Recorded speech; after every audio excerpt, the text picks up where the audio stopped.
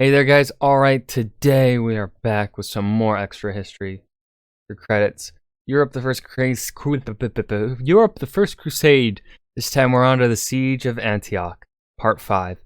Now, I think this is only a 6-part series. We have one more part.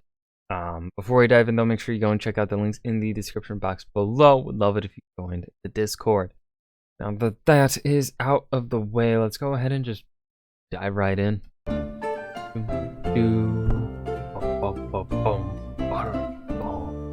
After the Battle of Deryllium, the way lay open to the south, towards Antioch, towards Jerusalem. But the Turks, though beaten, were far from broken. In their retreat, they stripped the land and laid waste to anything they couldn't take with them. And as the crusade moved south, the heat intensified. Kilij Arslan, the Seljuk Sultan, had ordered the wells along the path destroyed, and in the sun-scorched plains of Anatolia, thirst began to stalk the ranks of the crusade. Parched animals laid by the roadside to die. Men chewed thorns for moisture. The crusade left a trail of the dead. But finally the crusade crossed into the fertile valleys of Iconium, where they restocked and made the trek across to Heraclea. Here the Council of Princes met to discuss their next move. Two paths lay open to them. One dangerous but quicker through the Taurus Mountains, and the other a slower but less risky path over the confusingly named Anti-Taurus Mountains. The majority of the army chose to follow the safer route, but Hold on, are they really fucking the Anti-Taurus Mountains? Is that actually the name? What the fuck? Tancred and Baldwin set out on the harder trek. Oh god. Tancred brought a few hundred knights with him, while Baldwin detached over 2,000 soldiers from his brother Godfrey's army for the adventure. Tancred's group set off first, and soon came upon the port town of Tarsus. After quickly driving the garrison back into the city, he realized he had a problem. He had nowhere near enough men to take a walled city like Tarsus, so Tancred sent word back to his uncle Bohemond to send along reinforcement. But as the writer was heading back to the main force with the message, Tancred had a flash of brilliance. He quickly had his men surround the town and make it look like they were preparing for a siege. Then he sent word to the Turkish garrison that he was but the vanguard of an enormous force of crusaders who would soon sweep over Tarsus and do horrible things to any Turks defending its walls. Most of the Turkish garrison quietly snuck out of the town that night. The rest offered to surrender in the morning.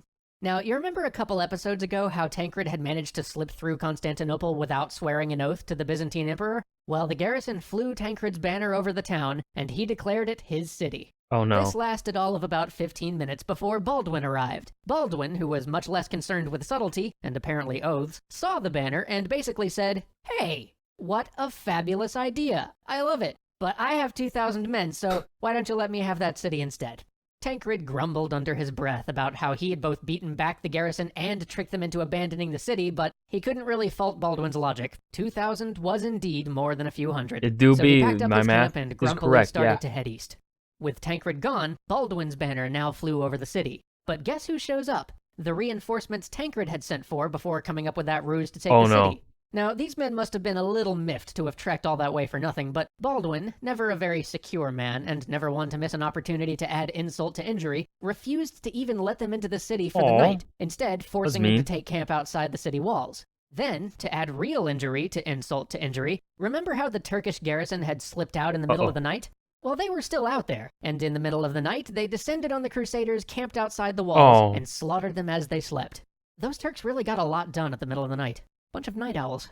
As you can imagine, when the town woke up and saw a few hundred dead crusaders outside, well, no one was very happy with Baldwin. In response, he heroically locked himself in a building and refused to come out until people calmed down. Baldwin! Tancred, meanwhile, was off conquering the next town. This time, though, when Baldwin caught up and arrived outside the walls, things went a little differently. Tancred had augmented his force with local Armenian volunteers, and by the time Baldwin showed up at this new city, Tancred was well entrenched inside the city walls. So, when Baldwin asked to be let in, it was Tancred's turn to say, nah, I think you get to sleep outside.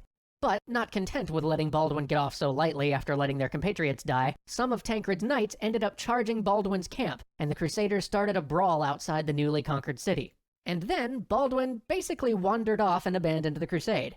Baldwin headed east. He met an heirless king. He got the heirless king to adopt him. He promptly let the heirless king be assassinated. He ordered the man who introduced him to said king, who was theoretically his friend, to be tortured to death, and he declared himself Count of Edessa. And thus, the first Crusader state is born. Oh, and in case you're wondering, yes, Edessa had once been part of the Byzantine Empire. Yes, Baldwin had sworn the oath, and no, he was not going to give it back. What the fuck? Just a whole bunch of stuff happened there, and now he's king of Edessa. Count of Edessa. And not to spoil future series, but he ends up becoming king of Jerusalem.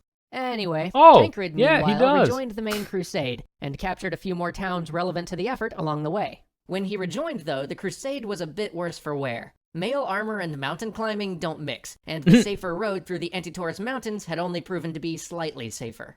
At this point, they'd lost most of their horses to the heat and abandoned much of their armor in the mountains. Oh no. And in front of them stood the great and ancient city of Antioch. A city founded under Alexander, made great by Rome, and fortified by Justinian. It was the last great obstacle between the Crusaders and Jerusalem. But the massive walls constructed by Justinian were too much for the Crusaders. The walls, which flew off from the city like wings high into the mountains, made the city Hey guys, did you guys know Antioch's got walls? All those walls. Got them. You knew that. Antioch has walls. Impossible to encircle. The massive stones and impressive towers Justinian's men had built were more than these Crusaders could breach. So the Crusaders decided on a plan, albeit one of the oddest siege plans I've ever heard of. They were going to have contingents blockade most, but not quite all, of the city's gates, which would seem to defeat the point of a siege, but some of those gates lay high atop the nearby mountains, and others lay behind a river which would split the Crusaders' forces, so the Crusaders decided to simply block what gates they could and wait. But as the weeks and then months passed and fall turned into winter, the crusade began to starve. The local area was stripped bare, so any foraging party would have to go far afield and risk being ambushed if they were to resupply the army. So the princes decided on a daring plan. Bohemond and Robert of Flanders would take a sizable part of the army with them to forage in force, while the remnants of the Crusader army would try to maintain the siege. So Robert and Bohemond headed off, but as their foraging party reached the tiny village of Albara, what did they see? A large Muslim army marching down the very road to Antioch they were heading up to forage. The Muslim force was as surprised as the Crusaders, and after a few minutes of everyone just blinking at each other in shock, the Crusaders, though outnumbered and laden with forage, charged. When the dust cleared, many were dead on both sides. There was no clear victor, and the Crusaders had lost all the forage they'd set out to acquire. But, in one of the strange twists of luck that accompanied the First Crusade, the commander of the relieving Muslim force, who was never that into being a relieving force, looked at the casualty list and decided, well, so much for that, and packed up his army and went home. Antioch's reinforcements were gone. The Crusaders were still starving, though, and that's not all. There were earthquakes and comets, even auroras, and Crusaders were generally the superstitious type, so after seeing all that, a lot of them began to slink off and abandon the crusade, including none other than Peter the Hermit. Bishop Adhemar quickly hauled some of these recalcitrant Crusaders back to Antioch, including... Is that Walpole? That's Walpole, isn't it? Peter, and then followed up with a brilliant plan. He called for a fast to regain the favor of God, which is a pretty clever way to improve morale and solve your supply problems. At long last, and much worse for wear, the Crusaders made it through to spring, and the food situation started to improve. And then Bohemond got tricky.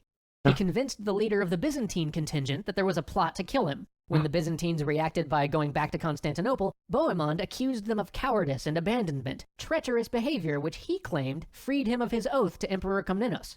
Now, with another Turkish reinforcing army bearing down on the crusade, he threatened to abandon the siege of Antioch unless he was allowed to keep the city when they took it. Godfrey and Raymond grumbled about this, but there was only so much they could do, as the lesser knights loved Bohemond. I have to give Bohemond some credit, though, because after this, he proceeded to lay out and execute a plan that not only thrashed the second Turkish relief army headed for Antioch, but also inflicted a great number of casualties on the garrison. And thus the siege survived to drag on into summer. Then the Turks assembled a third great army to relieve Antioch, this one far too large for the Crusaders to meet in open battle. But Bohemond hadn't spent the months idly. He managed to find a guard commander in the city who was bribable, and just before the arrival of the Turkish army, the bribed commander let the Crusaders over the walls in the dead of night. The massacre was horrific and indiscriminate, but by dawn, with many civilians amongst the dead, the Crusaders had captured all of Antioch except the citadel, which stood atop a mountain at the end of its long walls. Join us next time as the besiegers become the besieged, as we witness the epitome of horror, and as, at last, the Crusaders make it to Jerusalem. Alright, and that was part 5 of the First Crusade series. See, this time the Siege of Antioch by Extra History, extra credits. I hope you guys enjoyed. Remember to hit that like button. I don't really have much to say for this one. Not much. they're not really talking about. They're not covering the topics that I kind of understand on the First Crusade. My knowledge is probably more on the stuff that happens way towards the end, but we'll see in number 6. And I think the finale, part 6. So yeah, I hope you guys enjoyed. Remember to hit that like button and subscribe for more. And I will see you guys in the next video. Peace.